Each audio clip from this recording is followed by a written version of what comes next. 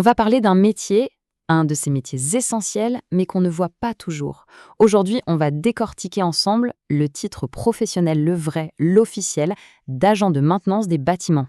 Franchement, qui se pose la question? Et pourtant, pensez-y. Chaque fois qu'on appuie sur un interrupteur et que ça marche, ou qu'une fuite est réparée comme par magie, eh bien, derrière tout ça, il y a des pros qui bossent dans l'ombre. Et c'est ça en fait. Le mot qui leur va bien, c'est factotum, des vrais couteaux suisses du bâtiment, capables de se débrouiller avec une tonne de problèmes différents. Allez, on plonge dans le vif du sujet. Concrètement, ça veut dire quoi être agent de maintenance? Essayons de définir ça de manière simple et claire. Pour le dire simplement, c'est la personne qui gère la maintenance de tous les jours sur plein de domaines techniques différents. La polyvalence, c'est vraiment sa plus grande force. C'est un peu le premier rempart, celui qui empêche les petits pépins de se transformer en gros problèmes qui pourraient tout bloquer. Et ce qui est super intéressant, c'est que ce métier n'est pas du tout figé. Au contraire, il a pas mal bougé ces derniers temps. Et c'est justement pour ça que le titre professionnel a été complètement repensé. L'idée, c'était que les compétences apprises et certifiées soient en phase avec ce qui se passe vraiment sur le terrain, avec ce que les employeurs recherchent aujourd'hui. Regardez, ça illustre parfaitement cette modernisation. Avant, on avait 4 activités bien séparées. Maintenant, on est passé à 3 grands blocs de compétences beaucoup plus logiques et intégrés.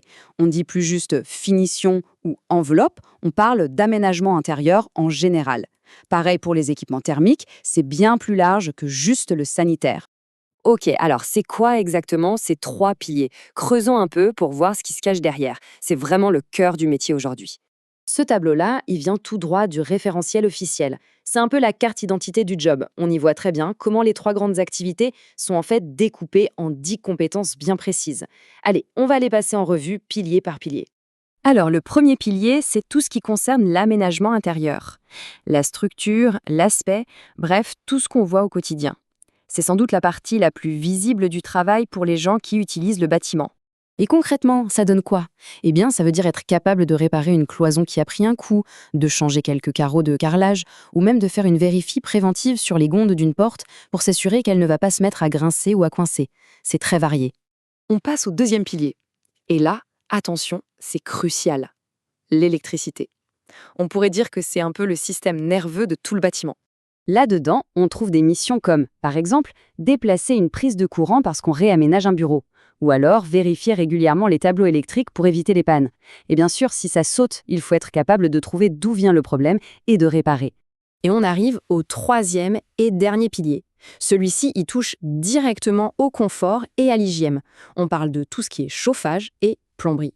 Ça veut dire, par exemple, être capable de changer un lavabo, de purger les radiateurs avant que l'hiver n'arrive pour être sûr que tout fonctionnera bien, mais ça veut aussi dire pouvoir débarquer en urgence pour colmater une fuite. C'est un mélange constant entre réparer ce qui est cassé et anticiper les problèmes à venir.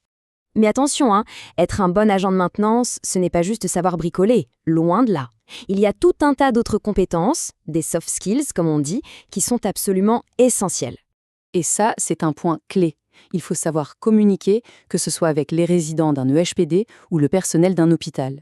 Il faut être super organisé pour planifier les interventions, évidemment, suivre les règles de sécurité à la lettre. Et de plus en plus, il faut être à l'aise avec le numérique, utiliser une tablette ou un smartphone pour voir ses missions et faire ses comptes rendus. Et pour bien montrer que ce n'est pas de la rigolade, surtout en électricité, le référentiel est très précis. Le code du travail est formel, il faut une habilitation électrique spéciale, les fameux niveaux B1 et BR. C'est l'employeur qui la donne. Ce n'est pas une option, c'est une obligation légale. Ça garantit la sécurité de tout le monde.